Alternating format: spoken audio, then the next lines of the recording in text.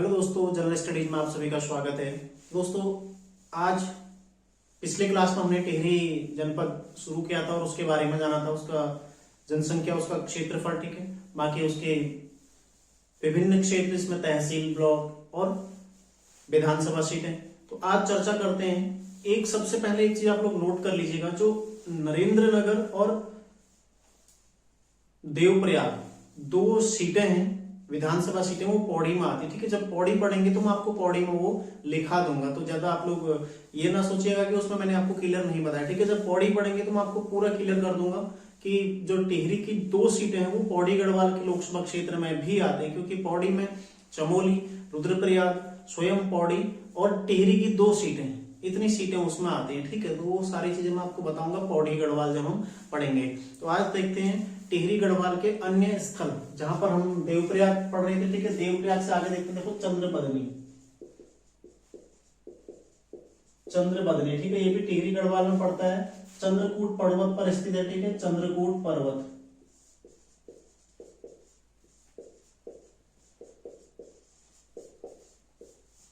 ठीक है, जो कि मलेथा से टिहरी डैम को जो रोड जाती है, ठीक है, उसके मध्य में पड़ता है, जाखनी धार के आसपास चंद्रबदनी मंदिर, ठीक है। कहां पर है? चंद्रकूट पर्वत पर स्थित है, ठीक है। स्कंद पुराण में इसका नाम क्या है?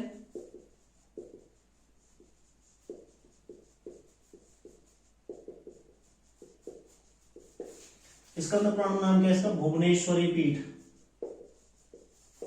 भुवनेश्वरी पीठ, ठीक है। ध्यान रखिएगा, चंद्रबदनी जो कि चंद्रकूट पर्वत पर स्थित कहां पड़ता है? टिहरी गढ़वाल में पड़ता है, ठीक है। अगला देखो धनोल्टी,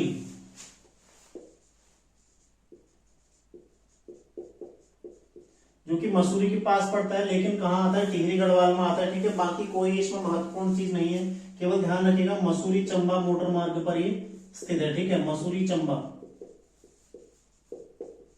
मोटर मार्ग यहां से आता है, ठीक है।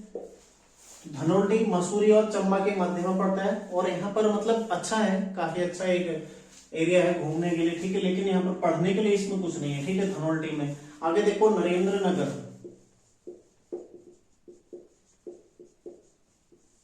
नरेंद्र नगर, ठीक है।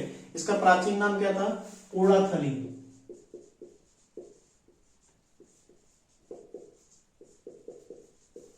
प्राचीन नाम है कोड़ाथली, ठीक है। ध्यान रखिएगा, प्राचीन नाम है कोड़ाथली। इसको किसने बसाया था? 1921 में बसाया था इसको नरेंद्र शाह ने, ठीक है। नरेंद्र शाह ने बसाया,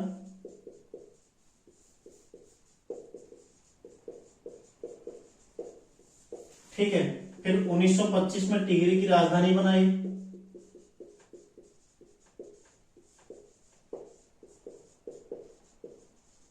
ठीक है। नरेंद्र नगर स्वतंत्रता के पश्चात मुख्यालय बना था, लेकिन जैसे ही नई टिहरी का निर्माण हुआ, मुख्यालय को नई टिहरी में स्थानांतरित कर दिया गया, ठीक है। यहीं पर क्या है? आनंद स्पा, आनंद स्पा एक भवन है, ठीक है। यहीं पर कहां पर स्थित है? नरेंद्र नगर में, ठीक है। आनंद स्पा स्थित है यहीं पर, ध्यान रखिएगा। नरेंद्र नगर जो कि सर्वाधिक वर्षा वाला स्थान है उत्तराखंड का, ठीक है। उत्तराखंड का सर्वाधिक वर्षा वाला स्थान,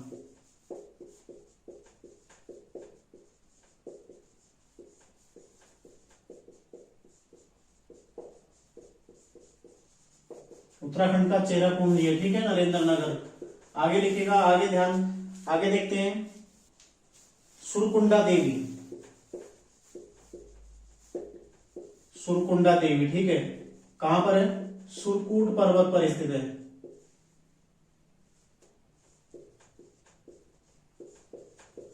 सुरकूट पर्वत पर स्थित है, ठीक है। ध्यान रखिएगा, कहां पड़ता है सुरकुंडा देवी? सुरकूट पर्वत पर, टिहरी गढ़वाल में ही आता है, ठीक है। सुरकूट पर्वत पर स्थित है, और हाल ही में, ठीक है, लगभग जून के आसपास यहाँ पर जो रोपवे सिस्टम होता है ना, उड़न खटोला वाला, वो शुरू किया गया। तो क्वेश्चन बन सकता है, हाल ही में किस मंदिर को रोपवे सिस्टम से जोड़ा गया है? किससे जोड़ा गया है? किसको जोड़ा गया? सुरकुंडा को, ठीक है। सुरकुंडा देवी यहाँ पर हाल ही में इसको रोपवे सिस्टम से जोड़ा गया, ठीक है। ध्यान रखिएगा, करंट का क्वेश्चन ये बन सकता है। आगे देखते हैं, और ये भी ध्यान रखिएगा, इसमें देखो गंगा दशहरे पर, गंगा दशहरे पर विशाल मेले का आयोजन होता है, ठीक है। यहाँ पर एक विशाल मेला लगता है, यहाँ पर एक बड़ा मेला लगता है, कहां पर लगता है? सुरकुंडा देवी पर, ठीक है। एक विशाल मेले का यहाँ पर आयोजन होता है। आगे देखो कीर्ति नगर, कीर्ति नगर, ठीक है। ये अलकनंदा तट पर स्थित है, अलकनंदा की दाएं तट पर, ठीक है। श्रीनगर के पास पड़ता है, अलकनंदा के दाएं तट पर स्थित है कीर्ति नगर। इसका प्राचीन नाम क्या था? बिडोली सैन।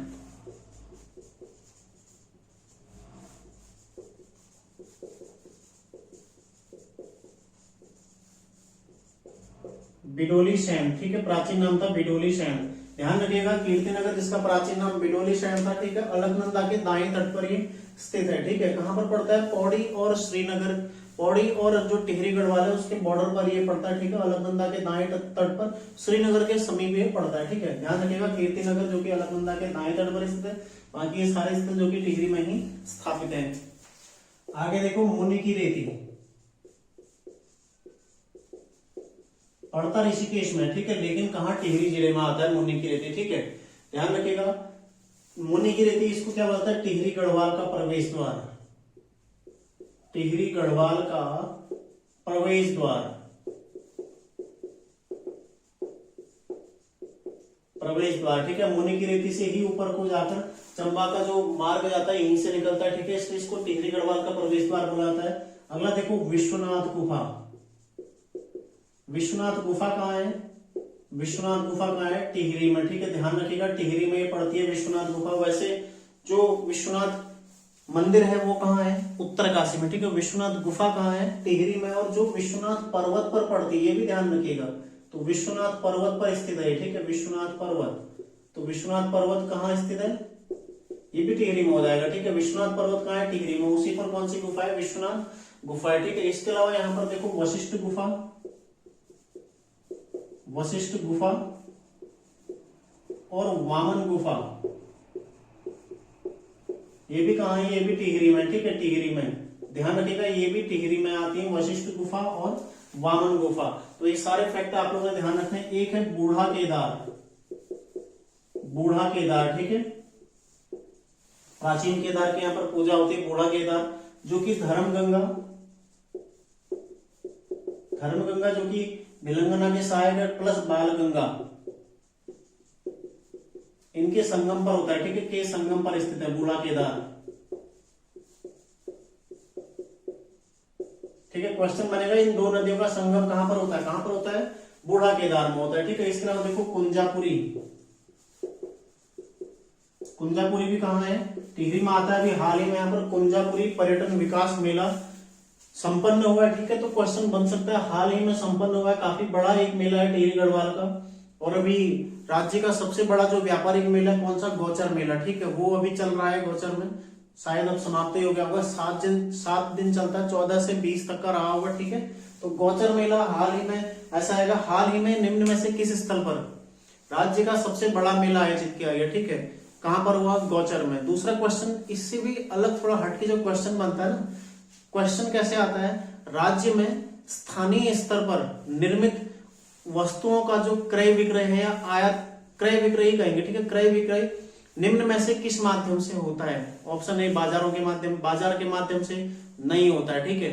दूसरा मंडी भेजकर उस माध्यम से भी नहीं होता है। स्थानीय मेलों के माध्यम से, उसी माध्यम से होता है, ठीक है। तो हर जगह पर, हर जिले में कम से कम 10, 12, 15 मेले आयोजित किए जाते हैं जहां पर स्थानीय उत्पाद, देखो जो मतलब बाजार की निर्मित चीजें वो तो वहां पर लगते ही लगते हैं, उनकी दुकानें तो होती हैं, साथ में जो स्थानीय उत्पाद है ना, जो क्षेत्रीय स्तर पर निर्मित किए जा रहे हैं, उनका भी वहां पर क्रय विक्रय होता है, ठीक है। वहां पर उनको भी सजाया जाता है, लोग खरीद कर ले जाते हैं, ठीक है। तो सर्वाधिक मात्रा में यदि क्वेश्चन बनेगा इस तरह से, एक बार क्वेश्चन बन चुका है, स्थानीय उत्पादों का क्रय विक्रय निम्न में से किस माध्यम से अधिकांश मात्रा में होता है? किस माध्यम से होता है? मेले में। देखो हर जगह मेला लगता है, हर जगह दुकानें जाती हैं और हर जगह स्थानीय उत्पाद भी जाते हैं, ठीक है। तो गोचर में इस बार काफी सारा स्थानीय उत्पाद जिनका क्रय विक्रय हुआ है, ठीक है।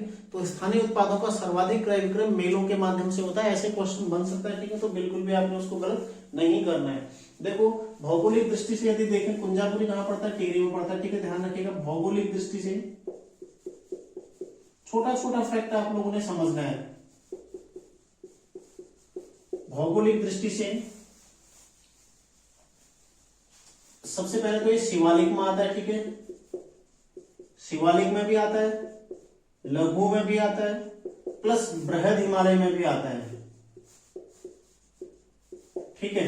देखो भौगोलिक दृष्टि से टिहरी का विस्तार किस किस जिले में, एक तो शिवालिक जिले में, ठीक है, दूसरा लघु हिमालय में, तीसरा बृहद हिमालय में। शिवालिक जिले में इसकी कौन सी चीजें आती हैं, जैसे नरेंद्र नगर, ठीक है, नरेंद्र नगर शिवालिक का हिस्सा है, नई टिहरी, चंबा, ये सब लघु हिमालय का हिस्सा है, ठीक है। और बृहद हिमालय जो खतलिंग ग्लेशियर वगैरह यहाँ जो, उसके अलावा जो पर्वत हैं ये सारे कहाँ आते हैं, यहाँ पर बृहद हिमालय में आते हैं, ठीक है, ध्यान रखिएगा। भौगोलिक दृष्टि से शिवालिक, लघु और बृहद हिमालय में आता है कौन, नरेंद्र नगर, सॉरी टिहरी गढ़वाल, ठीक है। तो इसके बारे में सारे फैक्ट आप लोगों ने ध्यान रखने हैं। इसके अलावा देखो आगे अगला फैक्ट देखते हैं, भूकंप की दृष्टि से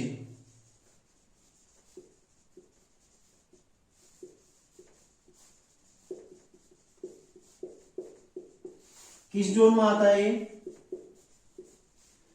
भूकंप की दृष्टि से जोन 4 में आता है, ठीक है, जोन 4 में आता है, यानी कि संवेदनशील जिला है, ठीक है, संवेदनशील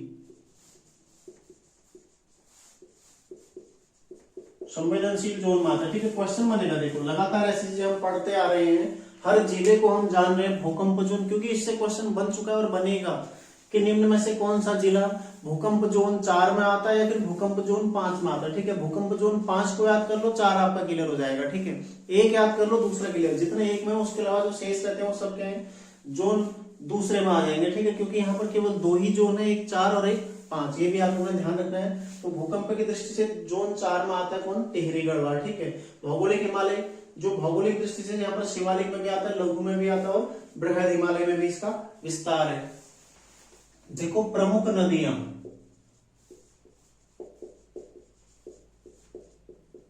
प्रमुख नदियां कौन है, सबसे पहले आती है भागीरथी नदी, वो मैं आपको जब उत्तरकाशी हम पढ़ रहे थे तो उस टाइम पर बता चुका हूं, ठीक है। वहीं उसकी सहायक नदी है, यहाँ पर एक जलकुर नदी आती है, वो मैं आपको लिखा दूंगा भागीरथी की सहायक नदी में। बाकी भिलंगना उसकी प्रमुख सहायक नदी है, जिसके संबंध में हम लोग अभी चर्चा करेंगे, ठीक है। देखो सबसे पहले भागीरथी तंत्र में आपको बता ही चुका हूँ, ठीक है, भागीरथी ये मैं आपको बता चुका हूं पहले उत्तरकाशी में। अब देखो भिलंगना, भिलंगना, ठीक है, भिलंगना कहां पड़ती है, टिहरी गढ़वाल में आती है। देखो खतलिंग ग्लेशियर, खतलिंग ग्लेशियर, ठीक है, खतलिंग हिमनद से ये उद्गम होता है, ठीक है, उद्गम स्थल इसका खतलिंग ग्लेशियर, वहां से निकल के कहां तक आती है, गणेश प्रयाग तक, ठीक है, गणेश प्रयाग यहां तक ये आती है, ध्यान रखिए। गणेश प्रयाग में किससे मिल जाती है, भागीरथी से, ठीक है, भागीरथी से मिलन, हालांकि ये वर्तमान में अब टिहरी डैम में मिलती है भागीरथी से, ठीक है। गणेश प्रयाग में इसका भागीरथी से मिलन होता है, ठीक है। कहां से निकलती है, खतलिंग ग्लेशियर से निकलती है, गणेश प्रयाग तक आती है, ठीक है। ये दोनों फैक्ट आप लोग ध्यान रखिएगा। पुरानी टिहरी जो कि गणेश प्रयाग, वहां पर इसका मिलन होता है। आगे देखो खतलिंग ग्लेशियर, सहायक नदियां इसकी कौन कौन सी है,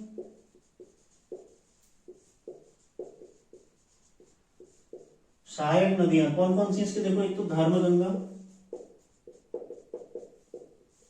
मेदे गंगा, ठीक है, दूध गंगा, दूध गंगा, और अगली कौन सी, बाल गंगा, बाल गंगा या बाल खिला भी इसको बोलते हैं, ठीक है, बाल खिला। तो ये इसकी सहायक नदियां, ठीक है, धर्मगंगा, मेदे गंगा, दूध गंगा और बाल गंगा, ठीक है, ये इसकी सहायक नदियां। कौन सी नदी है, भिलंगना नदी, ठीक है, जो कि भागीरथी से कहां पर मिल जाती है, टिहरी गढ़वाल में मिल जाती है, ठीक है। इसकी कुल लंबाई की यदि बात करें 110 किलोमीटर लंबाई है इसकी, ठीक है, ध्यान रखिएगा। भिलंगना की कुल लंबाई कितनी है, 110 किलोमीटर ये लंबी है, ठीक है। देखो एक है जलकुर नदी, जलकुर नदी किसकी सहायक है, भागीरथी की सहायक है, ठीक है, भागीरथी की।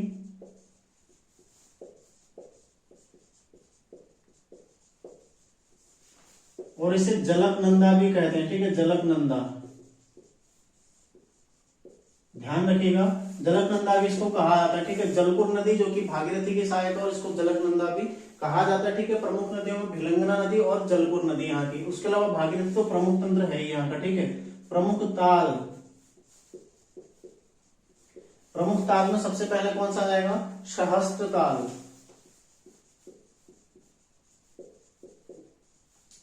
सहस्त्र ताल, ठीक है, ये हो जाएगा गढ़वाल का सबसे बड़ा, ठीक है, सबसे बड़ा ताल है गढ़वाल का एक तो,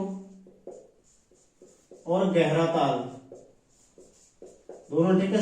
गढ़वाल का सबसे बड़ा ताल और गहरा ताल कौन है?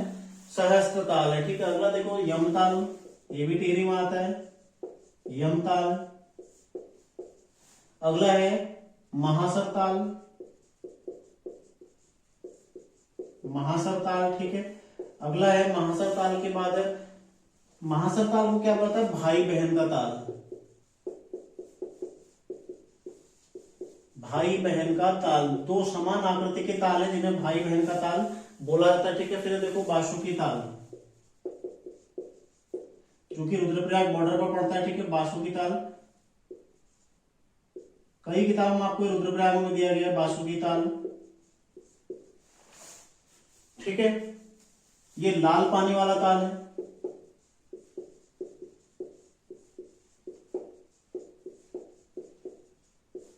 लाल पानी वाला ताल है बासुकी ताल, ठीक है। और नीले रंग के कमल के लिए प्रसिद्ध है, यहाँ पर नीला रंग का कमल होता है, ठीक है, नीले रंग के कमल के लिए प्रसिद्ध है।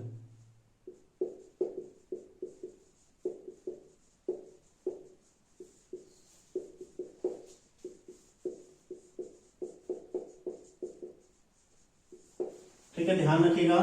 बासुकी ताल के पश्चात है मंसूर ताल,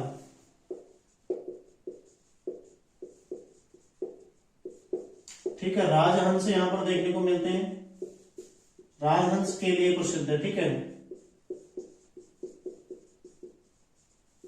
मंसूर ताल में राजहंस देखने को मिलते हैं, ठीक है। अगला देखो अप्सरा ताल,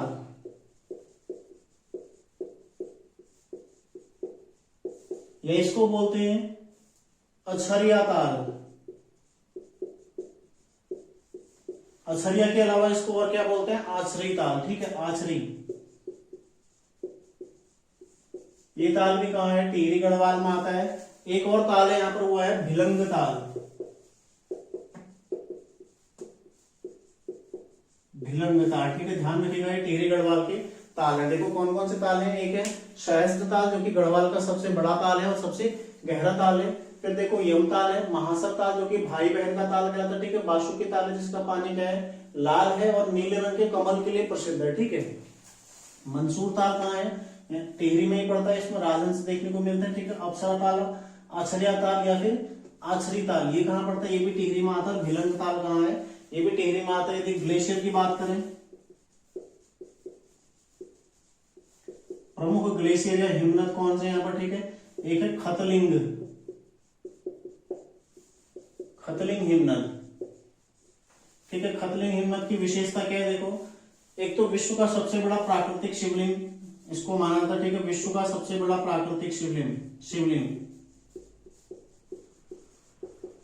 तो शिवलिंग के आकृति के समान ही प्रतीत होता है, ठीक है। इसलिए इसको विश्व का सबसे बड़ा प्राकृतिक बोला गया ना। देखो, निर्मित नहीं किया गया, ऑलरेडी है, प्रकृति पर ही है, ठीक है, बड़ा प्राकृतिक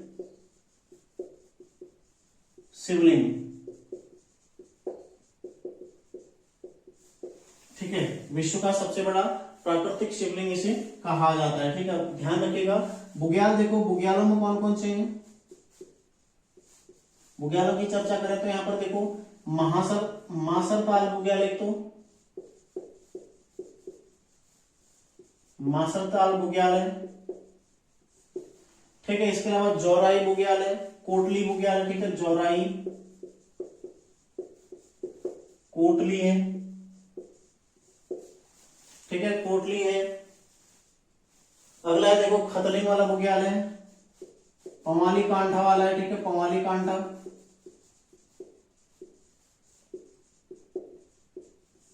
ये बुग्याल है, ठीक है, पवाली कांठा है। एक है खारसोली बुग्याल, ये सब कहां पड़ते हैं? टिहरी गढ़वाल में आते हैं, ठीक है। बुग्याल ध्यान दीजिएगा।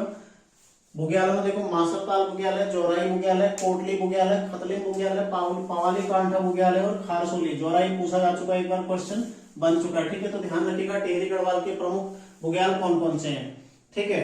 तो ये ताल है यहाँ पर, ये ग्लेशियर है, ठीक है, ये बुग्याल है, नदियां, और ये भी ताल है। आगे देखते हैं यहाँ पर खनिजों की क्या स्थिति है। खनिज, खनिज में सबसे पहले हम चर्चा करेंगे चूना पत्थर की।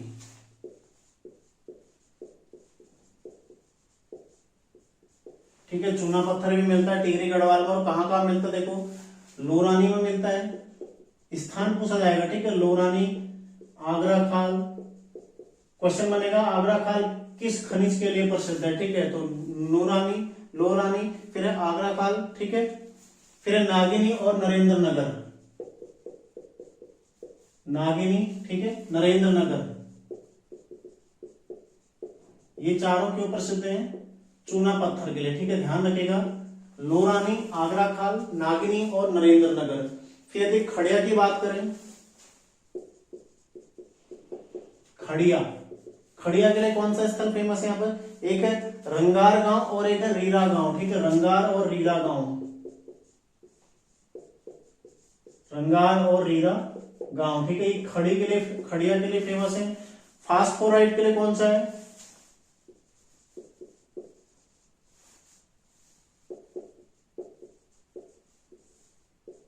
फास्फोराइट के लिए यहाँ पर रजगैवा क्षेत्र, ठीक है, रजगैवा क्षेत्र। बस हल्का हल्का आपको नाम पता होना चाहिए, टिहरी में पड़ता है, ठीक है, बाकी इतना डीप आता नहीं है। अन्य में देखो यहाँ पर सीसा, तांबा, लोहा, जिप्सम भी यहाँ पर पाया जाता है, ठीक है, सीसा, तांबा, लोहा और जिप्सम भी यहाँ पर पाया जाता है, ठीक है, ध्यान रखिएगा, सीसा, तांबा, लोहा और जिप्सम भी यहाँ पर पाया जाता है, ठीक है। प्रमुख संग्रहालय की यदि बात करें, प्रमुख संग्रहालय, प्रमुख संग्रहालय में यहां पर है महाराजा नरेंद्र शाह संग्रहालय, ठीक है, महाराजा नरेंद्र शाह संग्रहालय,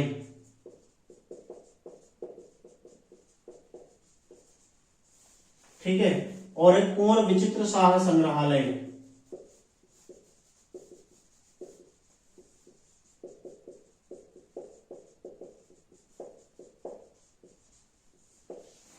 देखो महाराजा नरेंद्र शाह संग्रहालय और कुंवर विचित्र शाह संग्रहालय कहाँ आता है, टिहरी में, ठीक है।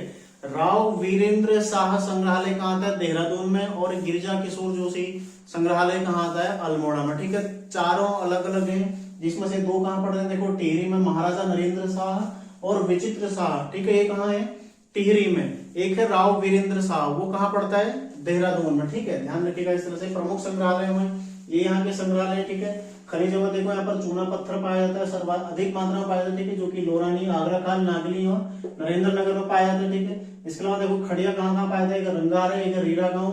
फास्फोराइट कहाँ पाया जाता है, ठीक है, रजगैवा क्षेत्र, और सीसा, तांबा, लोहा, जिप्सम इत्यादि अन्य भी यहाँ पर पाया जाता है, ठीक है, ध्यान रखिएगा आप लोग। परिवहन व्यवस्था, परिवहन व्यवस्था, ठीक है। सबसे पहले तो वाहन का पंजीकरण नंबर क्या है, वाहन पंजीकरण है UK09, ठीक है, UK09 यहाँ का वाहन पंजीकरण नंबर है। तो अब तो लगभग सभी वाहन पंजीकरण नंबर आपको याद हो गए होंगे, है ना। तो वाहन पंजीकरण नंबर कौन सा, UK09, कहाँ का है, टिहरी गढ़वाल का है। इसके अलावा देखो यहाँ पर राष्ट्रीय राजमार्ग भी स्थित है, मुख्य जो राष्ट्रीय राजमार्ग है यहाँ पर, एक तो देखो बद्रीनाथ राष्ट्रीय राजमार्ग जाता है, ठीक है, बेसिकली जान लो, बद्रीनाथ राष्ट्रीय राजमार्ग जाता है एक, दूसरा जाता है यहाँ पर यमुनोत्री राष्ट्रीय राजमार्ग, और तीसरा आता है गंगोत्री राष्ट्रीय राजमार्ग। तीन तो जाते ही जाते हैं, ठीक है, ये आपने ध्यान रखना है, तीन तो आते ही आते हैं। इसके अलावा देखो एक और है जो है 707A, ठीक है, तीन तो आप लोगों ने ध्यान रखना ही है, क्योंकि टिहरी से ही जाते हैं ना, टिहरी से ही आप चंबा, मसूरी जाएंगे जो यात्रा वाले, ठीक है, या फिर देहरादून से भी हालांकि मसूरी का रास्ता है, लेकिन यहाँ से भी चंबा, जो चंबा वाला जो आता है ऋषिकेश से चंबा, ठीक है, वो यमुनोत्री और गंगोत्री राष्ट्रीय राजमार्ग हो गया। और तीसरा है बद्रीनाथ वाला, ठीक है, बद्रीनाथ राष्ट्रीय राजमार्ग भी कहाँ से, देखो ऋषिकेश से जैसे आगे निकलते हैं मुनि की रेती से, पूरा कीर्ति नगर तक का टिहरी गढ़वाल का ही एरिया आता है, ठीक है। तो राष्ट्रीय राजमार्ग संख्या जो बद्रीनाथ वाला है वो तो सब है ही, साथ में 707A एक पड़ता है जो कि त्यूनी से मलेथा आता है, ठीक है, त्यूनी से मलेथा, त्यूनी से मलेथा, यानी कि देहरादून का त्यूनी है वहां से मलेथा में ये आता है, ठीक है, मरेथा तक का ये 707 ए ये भी टिहरी गढ़वाल में आता है। ठीक है, इसके अलावा देखो ना रेल यातायात है, रेल यातायात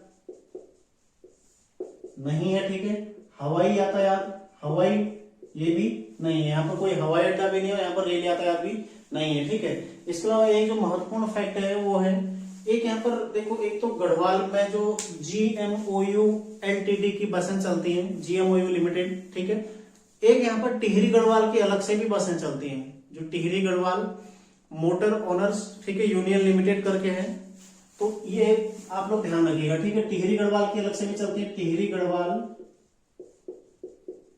एक तो गढ़वाल मोटर्स है, एक टिहरी गढ़वाल मोटर्स है। ठीक है, तो दोनों अलग अलग हैं, Tehri Garhwal Motors owners union limited.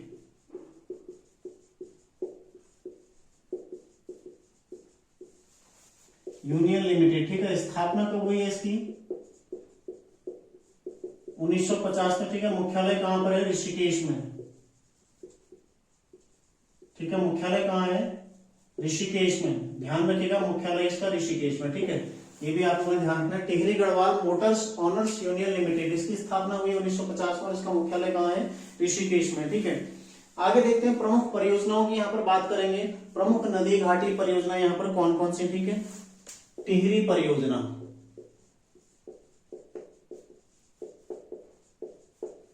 Tehri परियोजना। ठीक है, टिहरी परियोजना ध्यान रखिएगा, टिहरी परियोजना जो कि कहाँ है?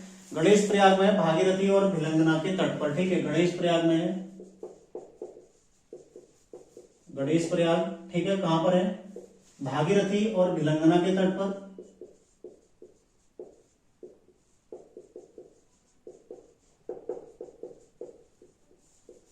संगम पर। ठीक है, इन दोनों के संगम पर ये बनाई गई है, भागीरथी और भिलंगना के संगम पर बनाई गई। ठीक है, ध्यान रखिएगा, बांध की ऊंचाई कितनी है?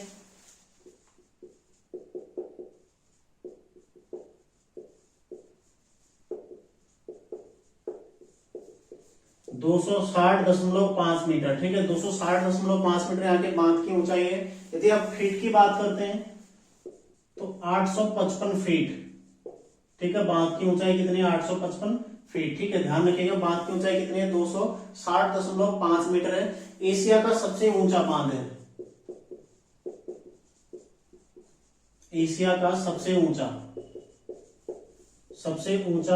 प्लस विश्व का चौथा सबसे ऊंचा बांध कौन है? टिहरी बांध। ठीक है, एशिया का सबसे ऊंचा और विश्व का चौथा सबसे ऊंचा। इसे राष्ट्र का गांव कहा जाता है। ठीक है, इसे राष्ट्र का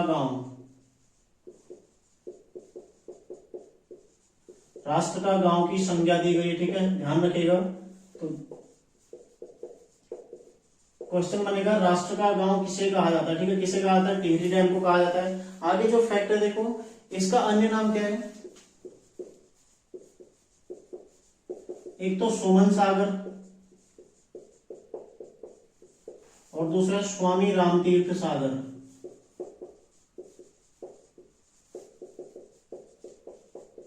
ठीक है, सुमन सागर और स्वामी रामतीर्थ सागर इसका अन्य नाम है। देखो, टिहरी परियोजना जो कि गणेश प्रयाग में स्थित है। ठीक है, भागीरथी और भिलंगना के संगम पर बनाई गई है। बांध की ऊंचाई कितने? 260.5, जो कि एशिया का सबसे ऊंचा बांध है। भारत का तो है ही, एशिया का सबसे ऊंचा बांध है तो भारत का तो निश्चित तौर पर। ठीक है, और विश्व का चौथा सबसे ऊंचा बांध है, जिसके फीट में ऊंचाई कितनी? 855 फीट। ठीक है, इसे राष्ट्र का गांव की संज्ञा दी गई है और अन्य नाम क्या है? सुमन सागर और स्वामी रामतीर्थ सागर। ठीक है, देखो, यदि इसके बारे में थोड़ा बहुत चर्चा करें तो सबसे पहले मंजूरी कब मिली थी इसको? 1972 में। ठीक है, 1972 में इसको मंजूरी मिली और 1978 में देखो निर्माण कार्य कब शुरू हुआ? कार्य शुरू हुआ 1978 में, 1978 में कार्य शुरू हुआ, लेकिन काफी धीमा। ठीक है, यूपी के सिंचाई विभाग द्वारा।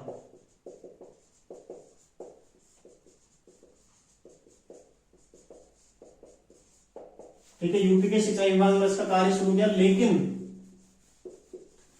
1988 में टीएचडीसी की स्थापना हुई। ठीक है, THDC, Tehri hydro development corporation. ठीक है, तो टीएचडीसी की स्थापना हुई, 12 जुलाई 1988 को होती है। ठीक है, आगे टीएचडीसी की चर्चा करेंगे तो वहां पर देखेंगे। 1988 में टीएचडी की स्थापना हुई के पश्चात 1989 में निर्माण कार्य किसको दिया गया? टीएचडीसी को। ठीक है, निर्माण कार्य किसने शुरू किया था? तब टीएचडीसी के द्वारा शुरू किया गया। ठीक है, तो 1988 में टीएचडी की स्थापना हुई और उसके पश्चात 1989 में निर्माण कार्य सिंचाई विभाग से लेकर किसको दे दिया? टीएचडीसी को दे दिया। ठीक है, केंद्र ने स्वयं इसको निर्माण करने का लक्ष्य बनाया। ठीक है, अपना आगे देखो कुल क्षमता कितनी है इसकी, एक एक फैक्ट चर्चा करेंगे पूरा। 2400 मेगावाट कुल क्षमता कितनी है इसकी? 2400 मेगावाट है। ठीक है, जिसमें इसको 3 भागों में बांट सकते हैं। एक तो है टिहरी बांध, चार जो सुरंग है इससे निकाली गई। ठीक है, 2 टिहरी बांध जाती है। दूसरा है टिहरी पंप स्टोरेज,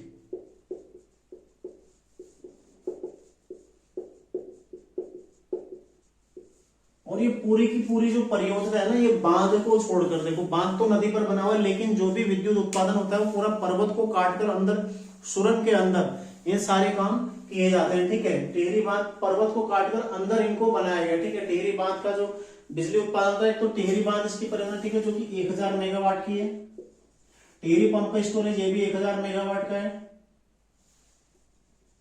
ठीक है, देखो टिहरी बांध 1000 मेगावाट, पंप स्टोरेज 1000 मेगावाट। ठीक है, उसके अलावा कोटेश्वर बांध है, भागीरथी नदी पर ही कोटेश्वर बांध है जो कि 400 मेगावाट की। ठीक है, इस तरह से इसको बांटा गया है 2400 मेगावाट। पहला चरण टिहरी बांध, ठीक है, फिर टिहरी पंप स्टोरेज और कोटेश्वर डैम, ये 3 इसमें बनाए गए। ठीक है, ध्यान रखिएगा।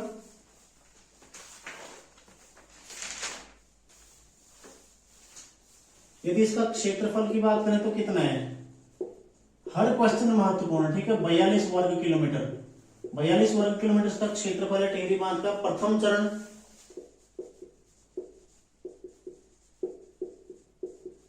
30 जुलाई 2006, क्वेश्चन बन चुका है। ठीक है, इसका प्रथम चरण कब शुरू हुआ? 30 जुलाई 2006 से शुरू हुआ। ठीक है, इसका जो पुनर्वास किया गया, यहाँ पर जो लोग बसे हुए थे उनको कहां कहां भेजा गया पुनर्वास में? देखो एक है ऋषिकेश। ठीक है, ऋषिकेश में भेजा गया कई जगह, हालांकि जिला देहरादून में इनको भेजा गया। ठीक है, देहरादून, ऋषिकेश और नई टिहरी,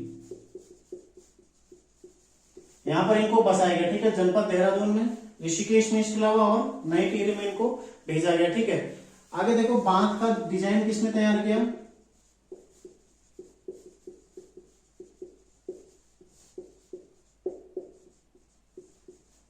जेम्स ब्रून द्वारा। ठीक है, बांध का डिजाइन तैयार किया जेम्स ब्रून द्वारा। और आगे देखना एक महत्वपूर्ण तथ्य, सोवियत रूस के साथ समझौता।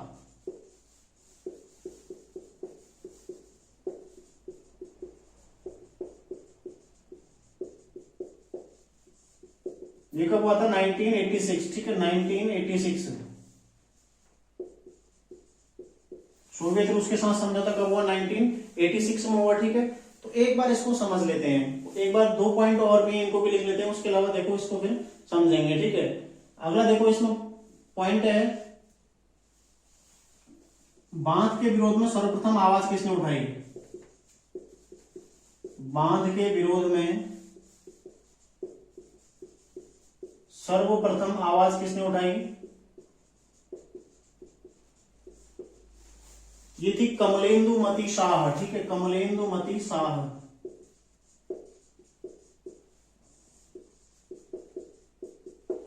कमलेंदुमती शाह जी के द्वारा पहले इसमें सर्वप्रथम इसमें आवाज उठाई गई। और एक और फैक्ट लिख लीजिएगा आप लोग, बांध विरोधी समिति का गठन, यहां पर लिखता हूं। ठीक है, बांध विरोधी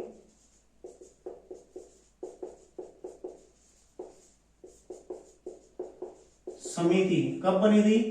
1978 में। ठीक है, 1978 में बनी बांध विरोधी समिति। और अध्यक्ष कौन थे इसके? अध्यक्ष थे विद्यासागर नौटियाल।